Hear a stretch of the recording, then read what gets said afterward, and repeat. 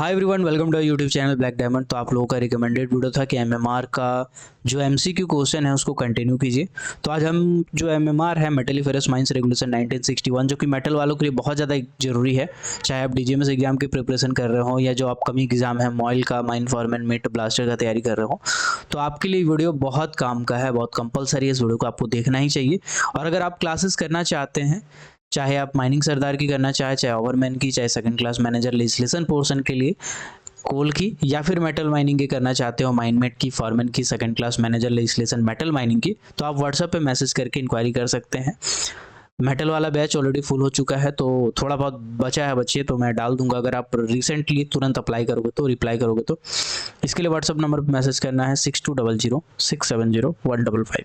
चलिए डायरेक्टली अब टॉपिक पे आते हैं और एमसीक्यू क्वेश्चन को डिस्कस करते हैं। तो जो पहला क्वेश्चन है वो लिखा हुआ है, every application for competency of examination shall be accompanied by the following certificates। Just a second.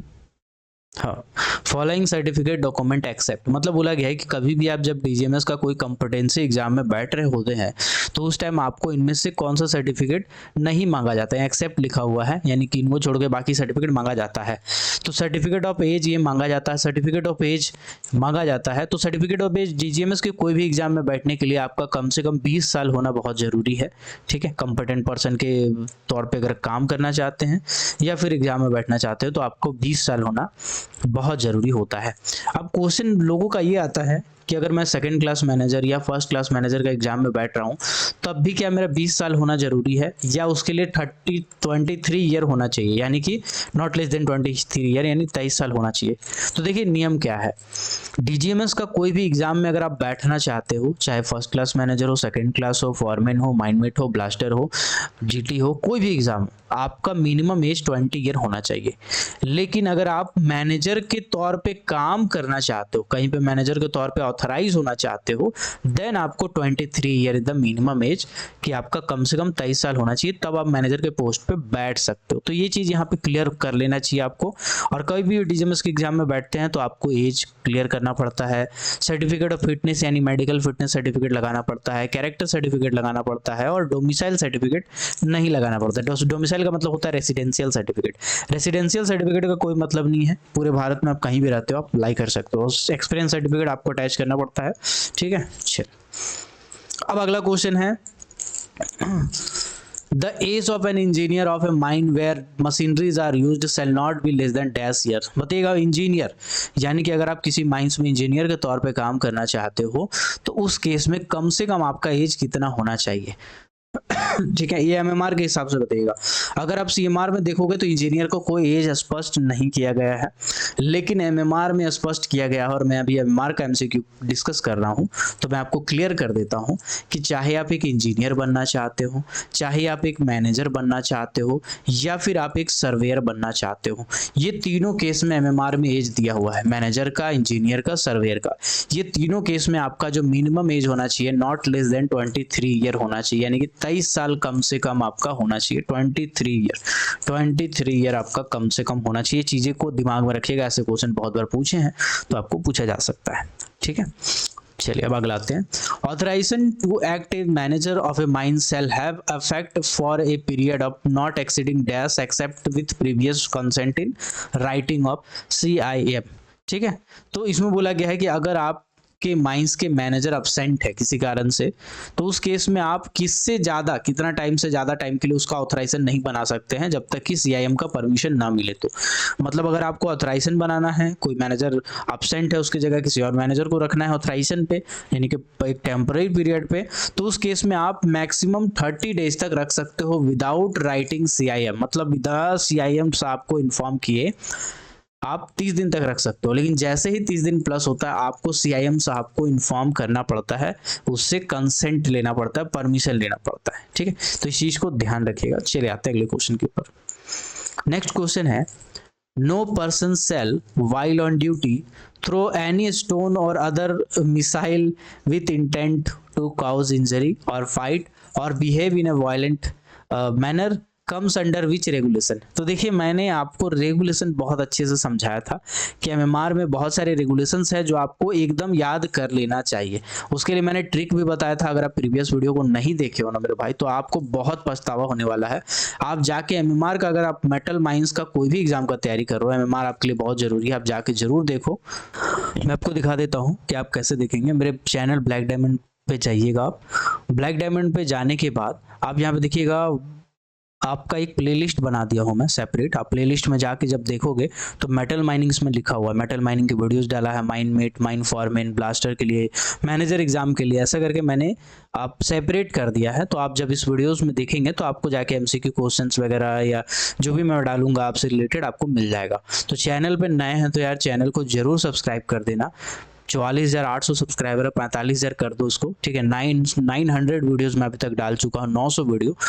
तो एक लंबा टाइम दे चुका हूँ, अरसे दे चुका हूँ चैनल पे। तो आप बस चैनल को सब्सक्राइब कीजिए, वीडियो को लाइक कीजिए और मेरे को कुछ नहीं चाहिए, ठीक है। तो उस वीडियोस को देखेंगे तो उसमें मैंने ट्रिक बताया है, उस ट्रिक को आप जरूर समझ लेंगे क्योंकि आपको रेगुलेशन नंबर हूबहू बताना पड़ता है एग्जामिनेशन में, डायरेक्टली रेगुलेशन नंबर पूछता है, ठीक है। तो यहाँ पे बोला गया है कि जो आपका नियोजित व्यक्ति होते हैं ना, नियोजित व्यक्ति का जो कर्तव्य और जिम्मेदारी होता है, ठीक है, काम में जो माइंस में काम करने वाले लोग होते हैं उसका होता है रेगुलेशन नंबर 41 होता है नियोजित व्यक्ति के कर्तव्य और जिम्मेदारी। तो कर्तव्य और जिम्मेदारी होता है कि कभी भी कोई आदमी को परेशान नहीं करेगा, किसी का काम में बाधा नहीं डालेगा, किसी तरह से किसी को पत्थर नहीं फेंकेगा, किसी को नुकसान पहुंचाने के लिए झगड़ा नहीं करेगा, कोई झगड़ा नहीं करेगा, कभी भी वायलेंट मतलब गर्मी नहीं दिखाएगा। तो ऐसा करेगा रेगुलेशन नंबर 41 के तहत, ठीक है। चलिए इसका आंसर हो जाएगा रेगुलेशन 41। अब आते हैं अगला है a person holding manager's permit. Manager permit किसी व्यक्ति को दिया जा रहा है, may be appointed as a manager of the open cast mines have average employment. यानी कि बोला गया है कि कोई एक व्यक्ति है जिसको हम लोग मैनेजर का परमिट देकर के काम कराते हैं, ठीक है। अगर हम किसी व्यक्ति को मैनेजर का परमिट देके काम कराते हैं तो उस केस में उस माइंस का एम्प्लॉयमेंट कितना से ज़्यादा नहीं होना चाहिए, ठीक है। तो यहाँ पे ऑप्शन दिया गया है all of the above, less than 150%। Next option है less than 150, none of the above, more than 400 and अलग अलग ऑप्शन है। तो मैं आपको बता देता हूँ कि मैनेजर परमिट देने के लिए बेसिकली क्या होता है कि किसी माइंस में मैनेजर का क्वालिफिकेशन रखने वाले, एक्सपीरियंस रखने वाले जब लोग होते हैं और मैनेजर बनाना होता है तो उस केस में डीजीएमएस से परमिट मांगा जाता है, उसका सब कुछ डिटेल भेज के। तो ऐसा जो एवरेज एम्प्लॉयमेंट है उस माइंस में 150 से कम होना चाहिए। अगर ज़्यादा रहेगा तो उस केस में उस आदमी को मैनेजर परमिट नहीं मिलेगा, ठीक है। चलिए अब आते हैं अगला। इसके बाद बोला गया है duties the manager, duties of manager. MMR के अंदर में जो ड्यूटीज ऑफ मैनेजर है वो कौन से रेगुलेशन में आता है, ये क्या लिखा है, डज इंक्लूड, इनमें से क्या इंक्लूड किया जाता है, मेंटेनिंग ए क्रैच इन ए टाइम। देखिए बेसिकली मैनेजर को क्रैच से, पीठेड बाथ से, कैंटीन से, इन चीज़ों से फ्री रखा जाता है। इसके लिए हम लोग पर्सनल ऑफिसर करके एक व्यक्ति होता है उसको रखते हैं और अलग अलग लोगों को हम नियुक्त करते हैं, लेकिन मैनेजर को इनसे फ्री रखा जाता है अकॉर्डिंग टू माइंस रूल, ठीक है। माइंस रूल में दिया हुआ है कि मैनेजर को पीठेड बाथ से, क्रैच से, कैंटीन से सब फ्री रखा जाता है ताकि इसको वो रेगुलेट कर सके, ठीक है। Maintaining law and order in the mines. उसके बाद लिखा हुआ है take steps to ensure every appointment competent person carried out it duty.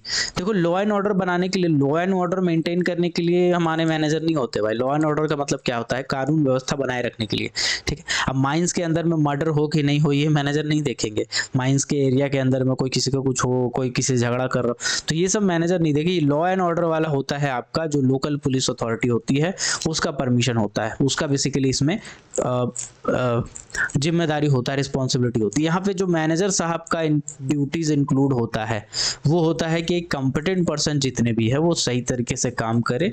ये वाला जो ऑप्शन दे रहा है यहाँ पे मोस्ट सूटेबल बैठ रहा है, इसीलिए इसका ऑप्शन ई हो जाएगा, ठीक है। चलिए अब आते हैं, अच्छा क्वेश्चन था। ऐसा अगर कॉन्सेप्चुअल क्वेश्चन देगा तो आपको खुश हो जाना चाहिए। अगर आप कॉन्सेप्चुअल पढ़े हैं पूरा डिटेल में, अगर आप एमएमआर को सही में डिटेल में पढ़ लोगे ना, एमएमआर को लोग रीडिंग डालते हैं और उसको एक एक चीज को समझते नहीं है। एमएमआर पढ़ने का सबसे अच्छा तरीका है कि एमएमआर का कोई चैप्टर उठाइए, सब फॉर एग्जाम्पल चैप्टर 1, चैप्टर 2 ऐसा करके चैप्टर 3, पहले तो उसको अच्छे से पढ़िए, उसके बाद उसमें बहुत सारे पॉइंट को अंडरलाइन कीजिए, फिर दोबारा से उस अंडरलाइन पॉइंट को पढ़िए, इसके बाद इसके एमसीक्यू क्वेश्चन सॉल्व कीजिए। कोई भी किताब उठा लीजिए जो आपको मार्केट में मिल रहे हैं, इसके बाद इनके एमसीक्यू सॉल्व कीजिए, इससे आते हैं कंसेप्ट। ठीक है, चलिए अब बढ़ते हैं आगे। As per DGMS guidelines, height of S1 tier fencing should not be less than, मतलब बोला गया है कि जो टायर फेंसिंग होता है S1 टाइप के, उसका हाइट कितना से कम नहीं होना चाहिए। तो जनरली बहुत सारे टाइप के फेंसिंग होते हैं, चलिए मैं डिटेल में आपको समझा ही देता हूँ फेंसिंग को। चलिए एक बार हम लोग फेंसिंग को देख लेते हैं, फिर हम लोग आगे बढ़ते हैं। ठीक है, जस्ट सेकेंड। देखिए जो फेंसिंग होते हैं माइंस में बहुत ज़्यादा उपयोगी होते हैं। माइंस में हम लोग अलग अलग जगह पे अलग अलग टाइप के फेंसिंग्स लगाते हैं। जनरली जो फेंसिंग्स होते हैं वो कुछ इस प्रकार के होते हैं। कुछ फेंसिंग को हम लोग अंडरग्राउंड माइंस में उपयोग करते हैं, तो ऐसे फेंसिंग को हम अंडरग्राउंड फेंसिंग कहते हैं। और ये जनरली दो टाइप के होते हैं, U1 एंड U2। ठीक है, इसके बाद कुछ फेंसिंग होता है जिसको हम लोग सरफेस में इस्तेमाल करते हैं, यानी ओपन कास्ट माइंस में या सरफेस में इस्तेमाल करते हैं। ऐसे फेंसिंग हमारा जनरली क्या होता है, सरफेस में इस्तेमाल होने वाला होता है। जनरली इसमें S1 टाइप का, S2 टाइप का और S3 टाइप का फेंसिंग होते हैं, जिसको हम लोग ओपन कास्ट में भी इस्तेमाल करते हैं। ठीक है, इसके बाद जो हमारा फेंसिंग होता है वो जनरल फेंसिंग होता है, जो माइंस में हम लोग अलग अलग जगह पे जनरली इस्तेमाल करते हैं। ठीक है, और जनरल फेंसिंग का डायमेंशन नॉर्मल होता है, वो भी मैं आपको बता देता हूँ। G1 टाइप का मैं आपको समझा देता हूँ, है ना। हालांकि G1 से लेकर के G1, G2, G3, G4, G5 ऐसा करके बहुत सारे फेंसिंग के टाइप्स होते हैं। चलिए एक एक करके मैं आपको समझा देता हूँ। सबसे पहले अगर अंडरग्राउंड माइंस में हम फेंसिंग इस्तेमाल कर रहे हैं तो या तो हम U1 वाला इस्तेमाल कर रहे होंगे या तो हम U2 वाला फेंसिंग इस्तेमाल कर रहे होंगे। ठीक है, या तो U1 वाला या तो U2 वाला। अब क्या है इसका हिसाब और किताब मैं आपको समझा देता हूँ। U1 वाला ऐसी जगह पे इस्तेमाल करेंगे, ठीक है, जहां पे खतरा हो सकता है। खतरा सिंपली समझिए, खतरा है, खतरनाक जगह है भैया, खतरनाक जगह है। ठीक है, वहां पे इस्तेमाल करेंगे U1 टाइप का फेंसिंग। और U2 टाइप का फेंसिंग कहाँ इस्तेमाल करेंगे, जहां खतरा नहीं है। आदमी जाएगा तो मर नहीं जाएगा, लेकिन वहां क्यों जाएगा भाई, जब वहां काम नहीं चल रहा है, यानी डिसयूज्ड वर्किंग है ना। या फिर ऐसा है कि वहां पे नॉर्मल आदमी ना जाए, तो उस जगह पे जो हम फेंसिंग लगाते हैं सिर्फ माइंस वाला आदमी जाए या सिर्फ काम की आदमी जाए, तो वहां पे U2 टाइप का फेंसिंग लगाते हैं। ठीक है, U1 टाइप का खतरा वाला खतरनाक जगह पे। ठीक है, कैसे लगाते हैं समझिएगा। सिंपली हम क्या करेंगे, दो खूंटा गाड़ लेंगे भैया। खूंटा मतलब दो बांस है, दो बल्ली है, उसको लगा लेंगे हम। इसके बाद इसमें हम लोग तार लगाएंगे। अब ये जो तार हम लगा रहे हैं, ये 4 तार लगाते हैं। कितना तार लगाते हैं, 4 तार लगाते हैं। अब ये जो चारों तार है, ये कांटा वाला तार है। कैसा तार है, कांटा वाला तार है भैया, कांटा वाला तार है, कांटा वाला तार है। चारों तार है, 4 तार कांटा वाला है। U1 टाइप का फेंसिंग है। बीच से आदमी कैसे जाएगा, कांटा वाला तार है तो आदमी का शर्ट फट जाएगा, चोट लग जाएगा, छिला जाएगा, शरीर में निशान आ जाएगा, इसलिए आदमी डर से उसको पार नहीं करेगा। कांटा वाला तार इसलिए लगाते हैं ताकि उसमें आदमी क्रॉस ना कर जाए। अब ये जो कांटा वाला तार है, इसका डायमेंशन आपको याद करने का कोई जरूरत नहीं, किताब में दिया हुआ है 0.3, 0.25, 0.3, 0.3, 0.3। ठीक है, लेकिन इसको याद करने का आपको कोई जरूरत नहीं, बस आप इतना समझिए U1 टाइप का खतरा वाला जगह। जैसे जैसे कहीं पे मिसफायर हो गया, वहां पे हम कांटा वाला तार वाला फेंसिंग लगा देंगे। जैसे कोई गैस से भरा हुआ जगह है, वहां पे कांटा वाला तार लगा देंगे। जैसे कहीं पे अगर कोई खतरनाक जगह है, कोई रूफ फॉल वगैरह हो गया, कुछ भी ऐसा हो गया जहां पे आदमी जाए और खतरा हो सकता है, उस जगह पे हम लोग U1 टाइप का फेंसिंग लगा देते हैं। कुछ इस टाइप का दिखता है U1 टाइप का फेंसिंग। अब आते हैं हम U2 टाइप का फेंसिंग। देखिए अंडरग्राउंड माइंस में दूसरा जो फेंसिंग होता है वो हमारे U2 टाइप का फेंसिंग होता है। इसमें हम क्या करते हैं, इसमें 2 तार लगाते हैं और दोनों कांटा वाला रहता है। ठीक है, 2 तार लगाते हैं और दोनों तार जो होता है वो हमारा कांटा वाला होता है। इसमें गैप थोड़ा ज्यादा होता है, आदमी बीच में से निकल के चला जाता है इसमें, हालांकि जाना नहीं चाहिए। फेंसिंग का मतलब है सिर्फ काम का आदमी जाए। ठीक है, फेंसिंग खोल के आराम से काम का आदमी जाए, फिर फेंसिंग लगा दे, है ना। हुक जैसा लगा सकता है इसमें साइड में, कि हुक खोले आदमी पार हो फिर हुक लगा दे। ठीक है, इसका जनरली हाइट होता है 1 मीटर के आसपास और इसमें गैप ज्यादा होता है, 0.6 के आसपास होता है। तो ये आपका होता है U2 टाइप का फेंसिंग, जहाँ पे काम बंद हो चुका है, डिसयूज हो सका है, इस सब जगह पे हम लोग U2 टाइप का फेंसिंग लगाते हैं। अब आते हैं सरफेस में। जो हम सरफेस में इस्तेमाल करते हैं या जो ओपन कास्ट माइंस में इस्तेमाल करते हैं, ऐसे फेंसिंग हमारे 3 होते हैं। एक होता है S1, एक होता है S2, एक होता है S3। समझा देते हैं सिंपल। S1 क्या है, S1 हम दीवार बना दिए हैं। ठीक है, S1 हम दीवार बना दिए हैं 40 सेंटीमीटर मोटा, 40 सेंटीमीटर मोटा दीवार। ठीक है, 40 सेंटीमीटर मोटा दीवार अगर हम बना दिए हैं, ठीक है, तो हमारा क्या हो जाता है ना, 30 3 45, मतलब समझिएगा एक ईंटा रखे आप, ठीक है, ये लगभग हो जाता है आपका 15 सेंटीमीटर का, फिर दूसरा ईंटा रखे आप, फिर ये हो जाता है लगभग 15 सेंटीमीटर का, फिर एक छोटा ईंटा रख सकते हैं या एक बड़ा ईंटा भी रख सकते हैं, तो ये आपका हो जाता है 40 से 45 सेंटीमीटर, मतलब 3 ईंटा का दीवार, इतना मोटा दीवार आप बनाते हो तो जाके इसको क्या बोलते हो, उसको आप फेंसिंग बोलते हो कि आप हमारा ये क्या है, ये हमारा फेंसिंग है, ठीक है, ये हमारा क्या है, ये फेंसिंग है S1 टाइप का। तो S1 टाइप का फेंसिंग 40 सेंटीमीटर मोटा रहता है, दीवार रहता है, और दीवार के बाद ऊपर में हम 2 तार लगाते हैं, कांटा वाला तार हम लगाते हैं, ठीक है। इसको हम लोग कहाँ लगाते हैं, तो देखो जहाँ पे थोड़ा खतरा हो सकता है, सरफेस में जहाँ पे खतरा हो सकता है वहां लगाते हैं, ठीक है।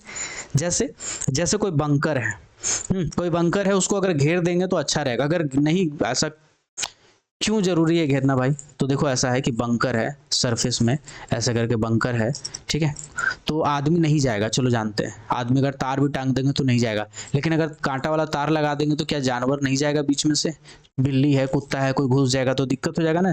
इसीलिए हम लोग क्या करते हैं, S1 टाइप का फेंसिंग हम लोग चारों तरफ घेर देते हैं, ताकि गलती से भी कोई जानवर है, मवेशी है, बिल्ली है, कुत्ता का बच्चा है, कुछ घुस ना जाए, ठीक है। इसको बोलते हैं S1 टाइप का फेंसिंग, ओके।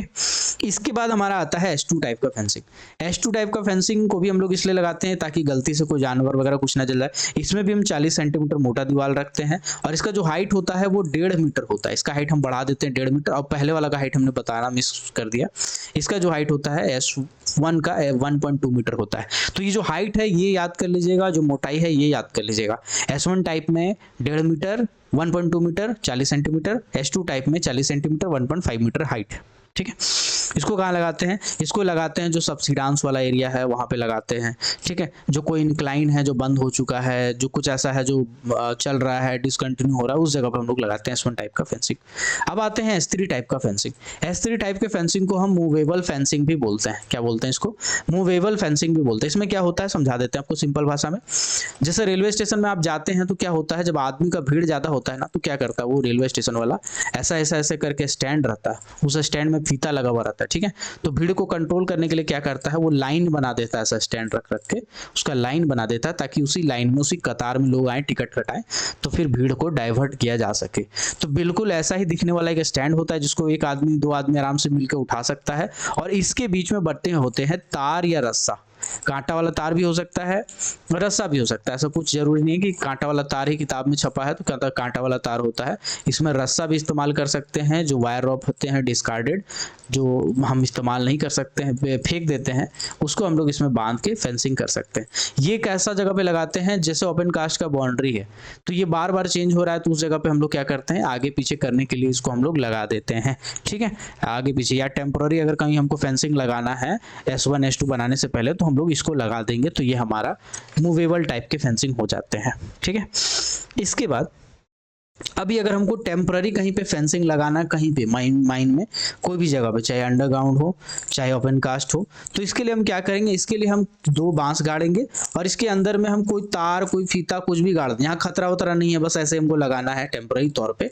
तो उस जगह पे जैसे अभी लगाएं, घंटा बाद खोल ले रहे हैं, आधा घंटा बाद खोल रहे हैं, तो उस जगह पे हम लोग क्या करेंगे, G1 टाइप का फेंसिंग, जनरल फेंसिंग होता है, इसको लगा देते हैं, ठीक है। इसमें हम क्या करते हैं, इसमें बस कोई भी तार कोई भी फीता से बांध देते हैं, और यहाँ पे आदमी यानी कि गार्ड खड़ा रहता है, ठीक है। G1 टाइप का फेंसिंग, जिसको जनरल फेंसिंग कहते हैं। इसको जनरली हम लोग कहीं भी यूज कर सकते हैं, खतरनाक जगह को छोड़ के बाकी जगह पे जनरली हम लोग इस्तेमाल कर सकते हैं। अंडरग्राउंड हो, चाहे ओपन कास्ट हो, चाहे सरफेस हो, चाहे माइंस का ऑफिस हो, चाहे कहीं पर, ठीक है, वर्कशॉप हो, कहीं पर भी हो। अब आते हैं क्वेश्चन के ऊपर। तो क्वेश्चन क्या कह रहा है समझते हैं। अब इतना जो आपको मैंने थ्योरी पढ़ाया बस इसलिए क्योंकि एक क्वेश्चन दिया है।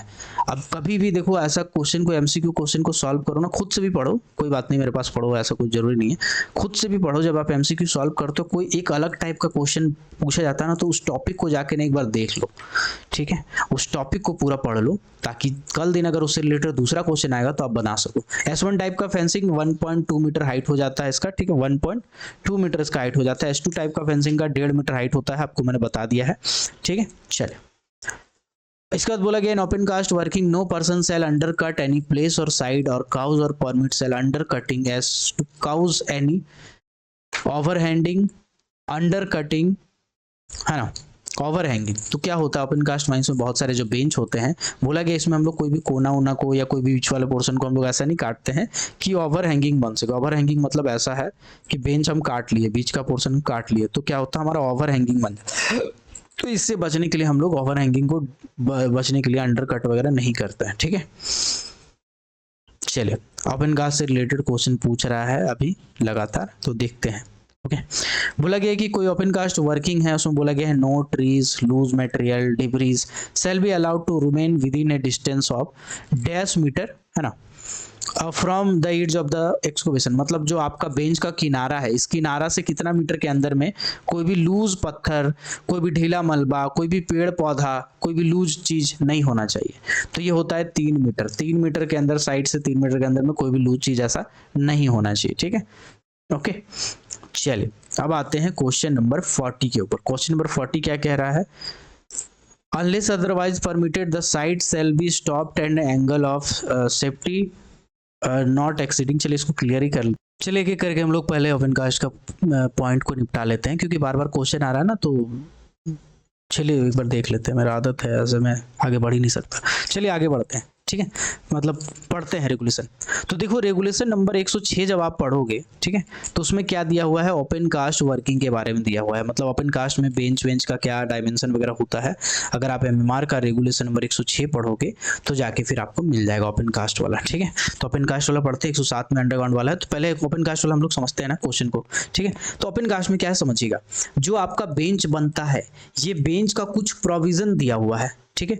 क्या क्या प्रोविजन है एक एक करके हम समझते हैं। सबसे पहला केस समझते हैं कि जो बेंच है अगर वो सॉफ्ट बेंच है, ठीक है, जो बेंच है वो सॉफ्ट बेंच। सॉफ्ट बेंच कब हो सकता है, जब उसमें अलुवियल हो। अलुवियल हो मतलब कि जो चिकनी मिट्टी होती है ना, जो नदी किनारे पाया जाता है मिट्टी व्हाइट कलर का, उस टाइप का अगर कुछ मिट्टी पाया गया है।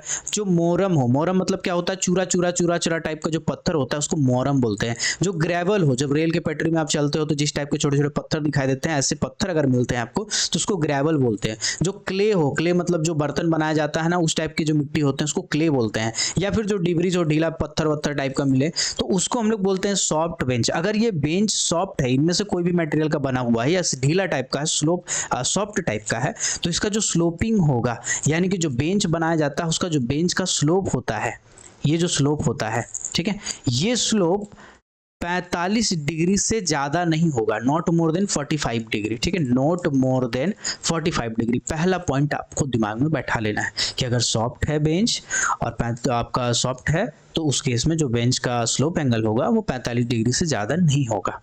इसके बाद इसी में एक पॉइंट बोला गया है कि जो हाइट होगा बेंच का, जो हाइट होगा बेंच का वो 1.5 मीटर से ज्यादा नहीं होगा, not more than 1.5 metre, not more than 1.5 metre से ज्यादा नहीं होगा। तो ये हाइट याद रखिएगा अगर सॉफ्ट बेंच है तो। कंडीशन अगर सॉफ्ट बेंच है तो पहला कंडीशन आई होप आपको याद हो गया।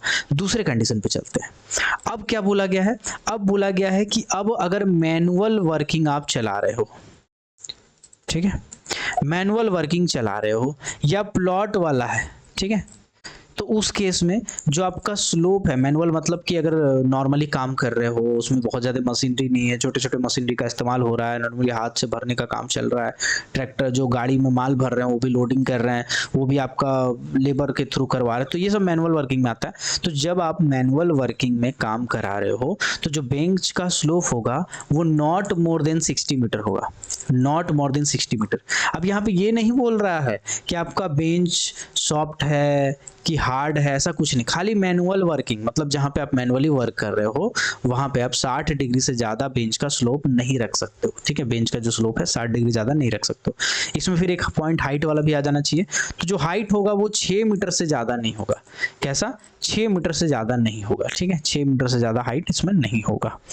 और जो विड्थ होगा, आपसे नियम कानून में विड्थ भी आ जाएगा, तो विड्थ आपका हाइट से कम नहीं होगा, हाइट से कम नहीं होगा, ठीक है, यानी जो चौड़ाई होगा वो हमेशा ज्यादा ही रहेगा हाइट से, ओके, उससे कम नहीं होना चाहिए।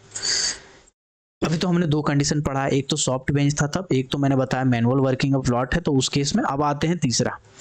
अगर आपसे कहा जाए कि हार्ड बेंच है, ठीक है, हार्ड बेंच है या स्ट्रॉन्ग बेंच है, कोई एक ही बात है, तो उस केस में क्या होगा, तो उस केस में जो आपका बेंच हाइट है वो आरआई इसको बढ़ा सकता है, आरएमआई इसको क्या कर सकता है, रीजनल इंस्पेक्टर जो बेंच का हाइट है, ठीक है, ये हाइट को बढ़ा सकता है, इसका हाइट को 7.5 मीटर तक कर सकता है, किया नहीं है, कर सकता है, ठीक है। लेकिन आपको ये पॉइंट फिर भी याद रखना है, क्योंकि पूछेगा, क्वेश्चन पूछ सकता है कि आरआई कितना मीटर तक परमिट कर सकता है, अगर आपका हार्ड बेंच या स्ट्रॉन्ग बेंच है तो, ठीक है, तो अब आपको 7.5 मीटर तक हाइट रख सकते हो आप।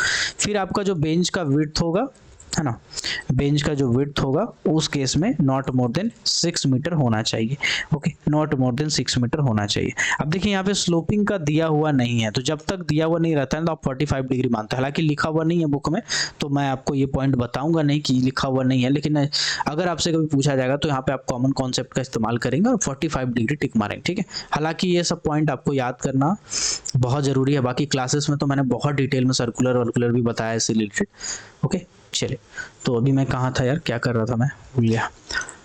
हाँ, क्वेश्चन बता रहा था, unless otherwise permitted the side shall be sloped angle of safety not more then, ठीक है, जब तक कहा ना जाए, जब तक बताया ना जाए, तब तक आप 45 डिग्री से ज़्यादा, देखो मैंने कहा ना कि अगर ऑप्शन नहीं देगा, कुछ ऐसा लिखा नहीं रहेगा, तो फिर आप 45 डिग्री टिक मारेंगे।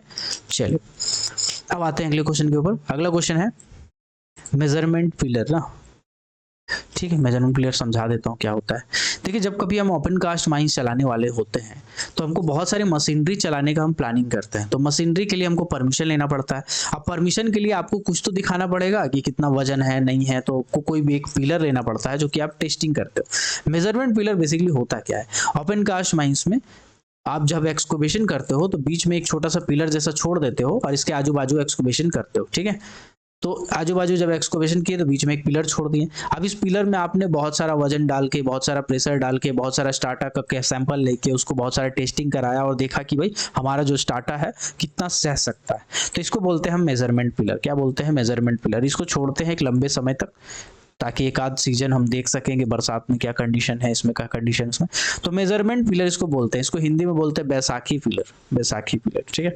तो जो मेजरमेंट पिलर होता है इसका पर्टिकुलरली एक साइज होता है, कहा गया है कि जो हाइट होगा वो 2.5 मीटर से ज्यादा नहीं होगा, जो हाइट होगा वो 2.5 मीटर से ज्यादा नहीं होगा, ठीक है।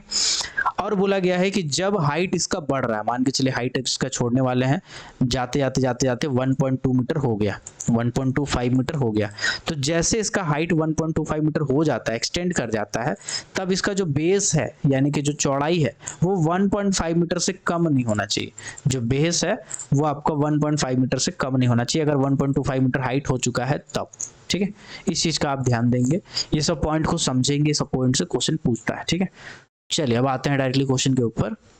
क्या बोला है क्वेश्चन, बोला the height of any pillar to be left in situ in clay for the purpose of measurement in open cast mines working shall not exceed dash metre. Height किससे ज्यादा नहीं हो सकता है, तो हाइट 2.5 मीटर से ज्यादा नहीं हो सकता है, तो पहला हो जाएगा 2.5 वाला आंसर। तो पहला ऑप्शन लिखो, टिक मारो, फिर आपको सोचना ही नहीं है कुछ, आगे तो देखना ही नहीं है क्वेश्चन को, है ना। The height does not exceed, अगर हाइट 1.25 मीटर को पार करता है तो उस केस में, है ना, डाया जो होगा 1.5 मीटर से कम नहीं होना चाहिए, तो ऑप्शन नंबर डी एकदम सूटेबल हो रहा है। चलिए, अब आते हैं अगला क्वेश्चन। अगला क्वेश्चन बोला गया है the notice of appointment of engineer shall be sent within dash days in the such appointment letter. Notice appointment के कौन से नोटिस में भेजा जाता है, तो रीजनल इंस्पेक्टर को भेजा जाता है, 7 दिन के अंदर भेजा जाता है, फॉर्म 1 में भेजा जाता है, जो कि मैंने बताया था आपको स्टार्टिंग में बताया था, ठीक है, कि कभी भी, है ना, कभी भी जब हम आदमी को अपॉइंटमेंट वगैरह करते हैं तो उस केस में हम लोग इसको भेजते हैं। जनरली किसको किसको हम भेजते हैं, एजेंट का अपॉइंटमेंट कर रहे हो आप, मैनेजर का अपॉइंटमेंट कर रहे हो आप, इंजीनियर का अपॉइंटमेंट कर रहे हो, सर्वेयर का अपॉइंटमेंट कर रहे हो, ठीक है, सेफ्टी ऑफिसर का कर रहे हो, है ना। तो ये सब जो पोस्ट का करते हो, जब ये सब पोस्ट का अपॉइंटमेंट करते हो या टर्मिनेशन करते हो, तो उस केस में आपको डीजीएमएस को नोटिस भेजना पड़ता है, ठीक है। ये सब के सब फॉर्म 1 में नोटिस भेजे जाते हैं और 7 दिन के अंदर भेजे जाते हैं, ओके, एमएमआर के हिसाब से। चलिए, आई होप ये छोटा सा वीडियो आपके काम का होगा। और ये वीडियो आपके काम आया होगा। अगर काम आया तो वीडियो को लाइक कर दीजिए, और अगर क्लासेस करना चाहते हैं तो लास्ट अपॉर्चुनिटी कह सकते हैं मेटल वालों के लिए। माइंडमेट की प्रिपरेशन कर रहे हैं, फॉरमैन की, अगर आप मॉयल की कर रहे हैं तो मॉयल का A to Z portion cover होगा इसमें।